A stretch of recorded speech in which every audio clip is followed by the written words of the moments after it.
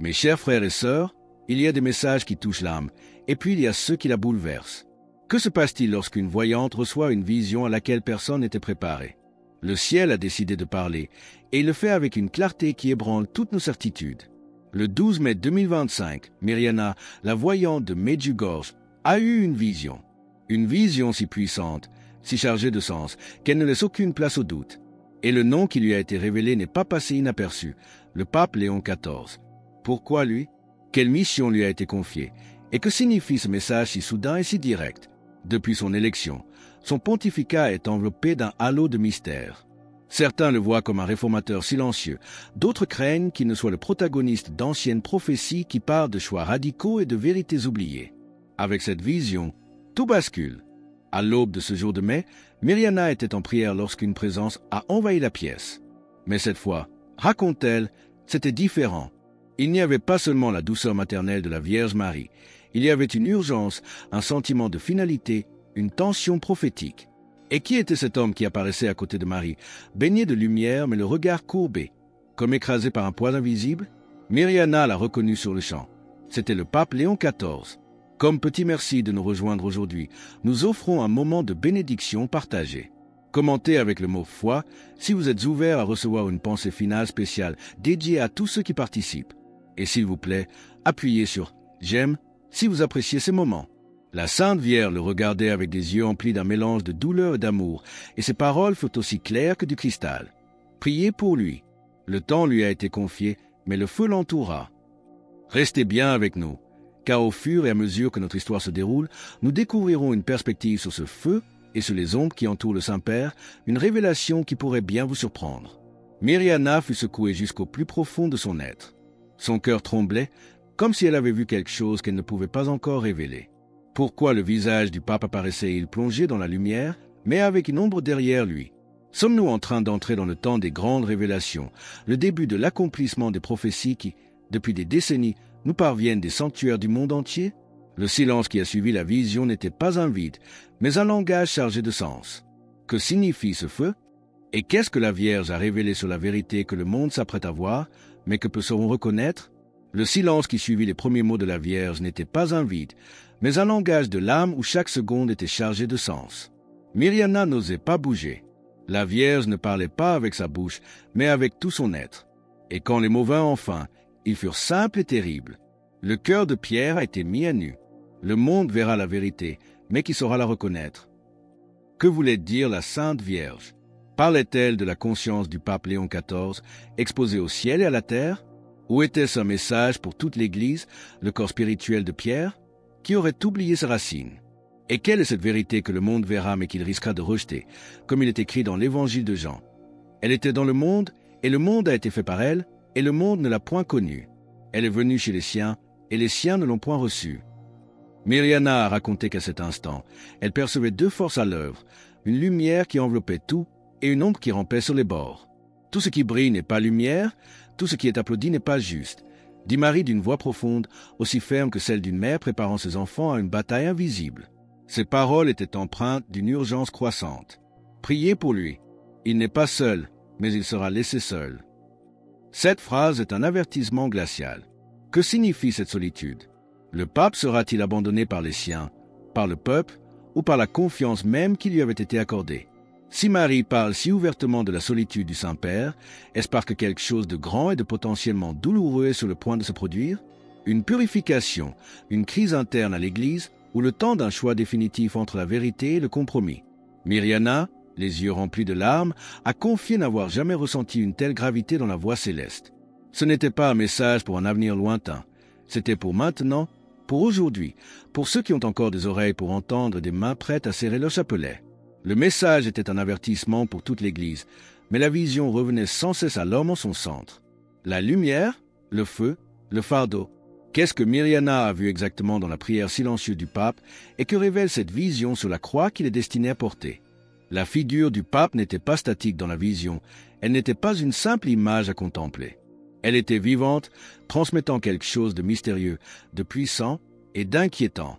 Autour de lui, raconte Mirjana, une lumière extraordinaire l'enveloppait comme un manteau. Mais à l'intérieur de cette lumière, il y avait aussi le feu. Pas un feu qui consume, mais un feu qui éprouve, qui purifie ou qui avertit. Que représente ce feu? Est-ce l'Esprit Saint qui descend avec force sur lui, ou le symbole de futures épreuves, de persécutions et de trahisons spirituelles? La Bible elle-même parle de ce feu purificateur, comme le prophète Malachie l'a écrit. Qui pourra soutenir le jour de sa venue? Car il est comme le feu du fondeur. Il s'assiera, fondra et purifiera. Le visage du pontife était grave, profond, le regard tourné vers le haut. Ses lèvres bougeaient, mais aucun son ne se faisait entendre. Priait-il ou suppliait-il? Et pour qui était cette prière silencieuse?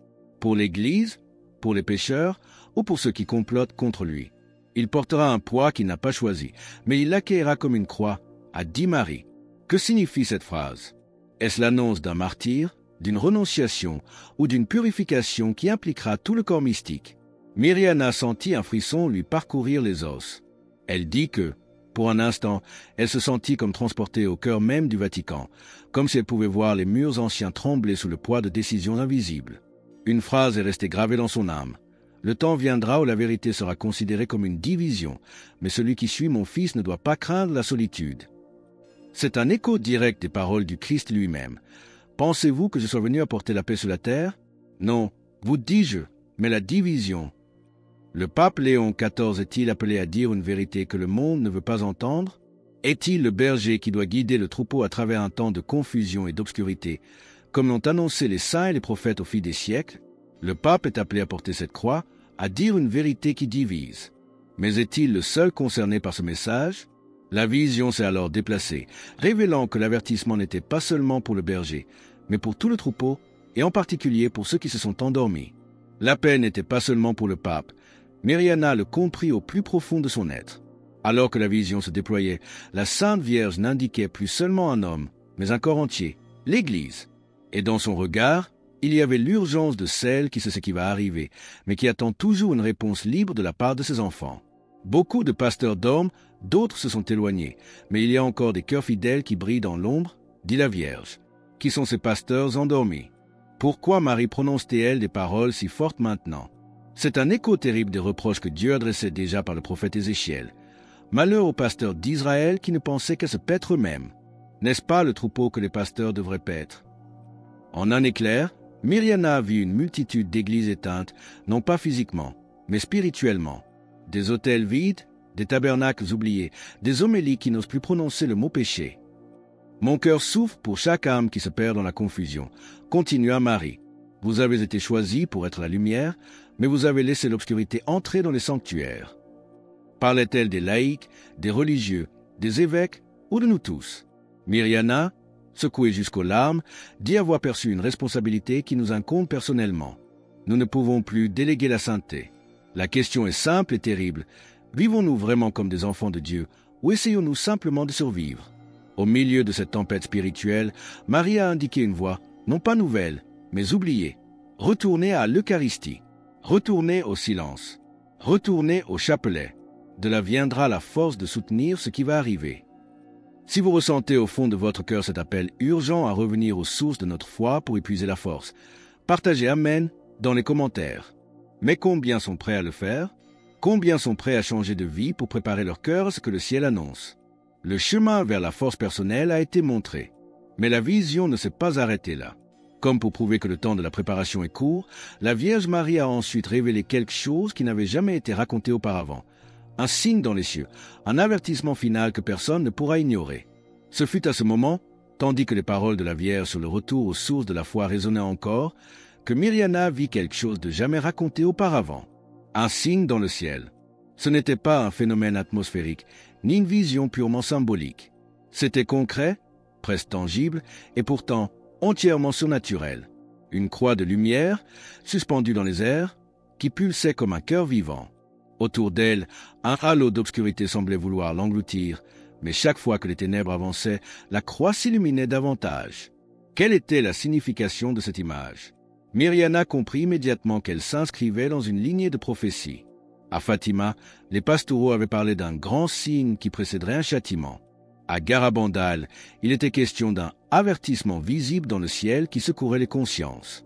À Akita, au Japon, la Vierge avait parlé d'un feu tombant du ciel. Des coïncidences? Ou sommes-nous vraiment en train d'entrer dans le temps où les secrets seront dévoilés? La croix sera vue dans le ciel et personne ne pourra dire qu'il ne savait pas, a dit Marie. C'est l'écho direct de la prophétie du Christ lui-même dans l'évangile de Matthieu, parlant du signe du Fils de l'homme qui paraîtra dans le ciel. Mais quand cela arrivera-t-il? Et comment le monde réagira-t-il face à un signe si clair, si indéniable? Croiront-ils, s'agenouilleront-ils, ou continueront-ils à se détourner? Le visage du pape Léon XIV est alors réapparu dans la vision. C'était lui qui fixait cette croix, les larmes aux yeux. Un pape à genoux, un pape en silence, tandis que le ciel parlait. Quel rôle jouera-t-il dans tout cela? Sera-t-il celui qui guidera l'Église au moment du grand signe, ou devra-t-il affronter la solitude de celui qui connaît la vérité avant que les autres ne soient prêts à l'accepter? Le signe sera donc clair, une déclaration céleste ne laissant aucune place au doute. Mais le message de Marie révèle que le signe lui-même n'est pas l'événement final.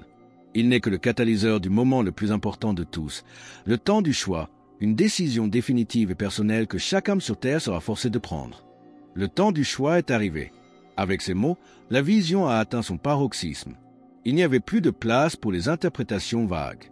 Chaque parole de la Vierge était comme une épée pénétrant l'âme, séparant ce qui est vrai de ce qui est confortable. Ce message n'était pas pour les puissants ou les théologiens, il était pour chaque âme qui, même dans le silence, a encore soif de Dieu. Mais quel est ce choix dont parle Marie? Beaucoup de mes enfants vivent comme si Dieu n'existait pas, dit-elle, et ses mots pesaient comme des pierres. Combien de fois avons-nous prié seulement lorsque la peur frappe à notre porte? Et maintenant, il nous est demandé plus. Les demi-mesures ne suffisent plus. Il est temps de vivre notre foi. Le visage du pape Léon XIV était toujours présent dans la vision, mais derrière lui, Myriana vit une multitude, des hommes, des femmes, des jeunes, des anciens. Certains le suivaient en silence, le chapelet à la main. D'autres se détournaient, confus, attirés par de fausses lumières et des promesses vides. C'est le carrefour de l'humanité, la division annoncée par les prophètes. Dieu lui-même, par la bouche de Moïse, a placé l'humanité devant ce choix. Vois, je mets aujourd'hui devant toi la vie et le bien, la mort et le mal. Choisis donc la vie. Des jours viendront, a poursuivi la Vierge, où mon nom sera tourné en dérision, où ceux qui prient seront considérés comme des ennemis. Mais c'est précisément alors que mon cœur immaculé sera le refuge des petits qui auront choisi la vérité. Et toi, oui, toi qui écoutes, quel rôle choisis-tu? As-tu déjà fait de la place pour Dieu, ou continues-tu à remettre à plus tard, comme si le temps était infini? C'est la grande illusion. Que se passerait-il si le signe céleste apparaissait ce soir? Serais-tu prêt? Pour rejoindre notre communauté et ne manquer aucune de ces explorations profondes, pensez à cliquer sur « J'aime » et à vous abonner. Le temps du choix n'est pas théorique, il est réel, il est maintenant. Il s'agit de vie ou de mort spirituelle. Myriana dit n'avoir jamais ressenti un tel poids, mais avec ce poids venait aussi une douceur profonde, comme si Marie voulait dire « Je serai avec vous, mais c'est à vous de décider ». Le choix est présenté comme une épée qui divise l'âme. Mais malgré la gravité de l'avertissement, malgré les ténèbres qui menacent, la vision ne s'est pas terminée dans la peur. Non, elle s'est achevée sur une promesse, celle qui a toujours été le cœur indestructible de chaque message du ciel. Malgré la gravité des paroles, malgré les images puissantes que Myriana a décrites, la vision ne s'est pas achevée sur la peur. Non, elle s'est conclue par une promesse, celle que Marie porte depuis toujours dans son cœur. Celui qui marche dans la lumière, même s'il tombe, ne sera jamais abandonné. C'est cela, l'espérance au-delà des ténèbres. Nous ne sommes pas seuls. Même si le monde semble s'effondrer, même si la confusion règne jusque dans l'Église, Dieu est encore là. Marie est encore parmi nous. Myriana a raconté que dans les derniers instants de la vision, le ciel s'est ouvert comme un rideau. De cette croix lumineuse, qui semblait auparavant menacée par les ténèbres, jaillit un rayon si intense, si pur, qu'il illumina toutes choses. Et la lumière brille dans les ténèbres, et les ténèbres ne l'ont point reçue. Ce rayon, dit Marie, c'est la foi des petits, c'est la prière des humbles, c'est le pardon qui guérit, la charité qui sauve. Alors, à quoi bon tout cela si nous ne sommes pas disposés à accueillir cette lumière? Il ne nous est pas demandé de tout comprendre, mais de faire confiance, de recommencer, de ne pas perdre la foi même quand tout semble vaciller. La vraie foi vit dans le cœur de celui qui souffre en silence, qui aime sans être vu, qui prie même quand il ne ressent rien. Le pape Léon XIV, dans cette vision, n'était pas un surhomme. Il était un père, un homme fragile comme nous, mais appelé à être un signe, non de pouvoir, mais de service, non de domination, mais de sacrifice. S'il a vraiment été choisi pour guider l'Église en ces temps prophétiques, alors nous devons le soutenir, non par la critique, mais avec le chapelet entre nos mains, car le ciel a parlé par amour. Marie n'est pas apparue pour condamner, mais pour protéger, pour consoler, pour nous enseigner que même au milieu de la nuit la plus sombre, celui qui invoque son nom ne sera pas déçu. Celui qui récite le chapelet avec le cœur, a-t-elle promis, sera enveloppé de mon manteau. C'est l'espérance qui nous est offerte, une réalité spirituelle qui n'attend que notre oui. Alors que nous concluons sur cette promesse d'espérance, nous vous invitons à déclarer votre foi. Commentez « Jésus est roi ci-dessous » pour affirmer cette vérité avec nous. Et votre parcours ne doit pas s'arrêter ici. Cliquez sur la vidéo qui apparaît maintenant sur votre écran pour un autre message puissant que nous avons préparé pour vous.